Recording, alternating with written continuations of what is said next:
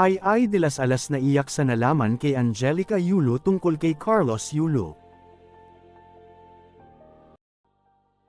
Mabilis na nakapalagay ang loob ng comedian-actress na si Ay de las Alas si Angelica Yulo ang ina ng two-time Olympic gold medalist na si Carlos Yulo.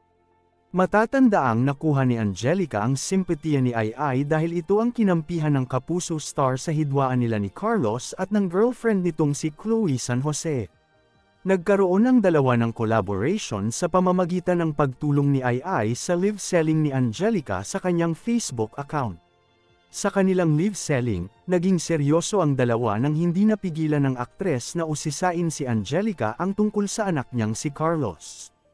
Ayon kay Angelica, na matagal nang hindi sila nag-uusap ng kanyang anak na si Carlos mula nang akusahan niya itong ninakaw ang mga perang kinita niya sa pagsali sa mga international na kompetisyon at tinawag niya itong magnanakaw at sinungaling.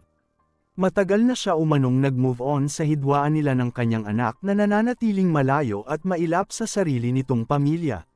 Dagdag pang tanong ni Ay, kung naalala ba ni Carlos na batiin ang ama nitong si Mark Andrew na nagdiwang ng kanyang kaarawan kamakailan lang. Sagot ni Angelica na wala itong ideya. Tila nawala na rin ito ng gana sa anak base sa kanyang pagsagot.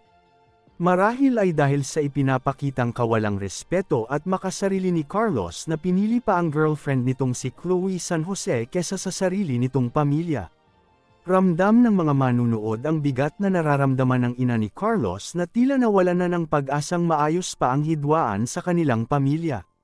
Bagamat naging emosyonal ang kanilang pag-uusap tungkol kay Carlos, naging masaya naman ang dalawang bagong magkaibigan dahil ubos ang lahat ng mga paninda ni Angelica sa ginawa nilang live selling na umabot sa 3,000 ang mga nanood kabilang na ang direktor na si Daryl Yap at content creator na si Boss Toyo. Simula nang pumutok ang kontrobersyal na isyong kinasasangkutan ng mag-ina, palagi na lamang nadadawit ang pangalan ni Carlos sa mga usapin ukol sa mga magulang. Kagaya na lamang ng pagtatagpo ni Julius Manalo at ng ina nitong Koreana matapos ang 31 taon. Ang tanong ng netizens, kailan naman kaya hahanapin ni Carlos ang nanay niya?